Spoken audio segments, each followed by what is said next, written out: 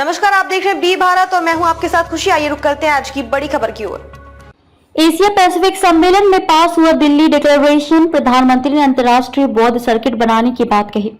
Civil aviation पर दिल्ली के भारत मंडपम में आयोजित दूसरा एशिया पैसिफिक मंत्री स्तरीय सम्मेलन गुरुवार को दिल्ली डिक्लेरेशन को अपनाने के साथ ही समाप्त हो गया। 2 दिवसीय सम्मेलन का समापन प्रधानमंत्री नरेंद्र मोदी के दिल्ली घोषणा को सर्वसम्मति से पारित करने की घोषणा के साथ हुआ। इस अवसर पर प्रधानमंत्री ने कहा कि अगर हम एशिया भर में भगवान बुद्ध से संबंधित सभी पवित्र स्थलों को जोड़ सकते हैं और एक अंतर्राष्ट्रीय बौद्ध सर्किट बना सकते हैं तो इससे नागरिक उड्डयन क्षेत्र, यात्रियों, संबंधित देशों और उनकी अर्थव्यवस्थाओं को भी फायदा होगा। दिल्ली में हुआ दूसरा एशिया पैसिफिक मंत्री स्तरीय सम्मेलन में 29 देशों के मंत्री, नीति निर्माता और 8 अंतर्राष्ट्रीय संगठन के करीब 300 प्रतिनिधियों ने शिरकत की। इसमें ICAO भी शामिल है। सम्मेलन के दौरान ICAO ने अपने 80 सालों के संचालन का जश्न भी मनाया।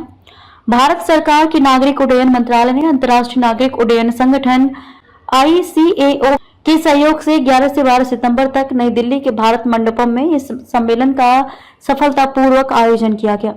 पीएम मोदी ने की शिरकत। इस उच्च स्तरीय सम्मेलन में क्षेत्र में मौजूदा चुनौतियों का समाधान करने और अधिक अवसरों को अनलॉक करने के लिए मंत्रियों, नागरिक उड्डयन प्राधिकरणों के प्रमुख हितधारकों को एक साथ लाया गया है। प्रधानमंत्री ने एशिया प्रशांत क्षेत्र के शीर्ष नागरिक उड्डयन नेताओं के साथ क्षेत्र में भारत द्वारा की गई तकनीकी और बुनियादी ढांचे की प्रगति को साझा किया।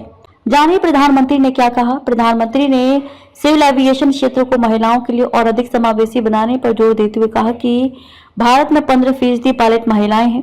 ये दुनिया भर में औसत 5% से अधिक हैं। हम इस संख्या को और बढ़ाएंगे। मोदी ने पिछले 10 सालों में भारत के एविएशन क्षेत्र में हुए बदलावों के बारे में भी बात की है।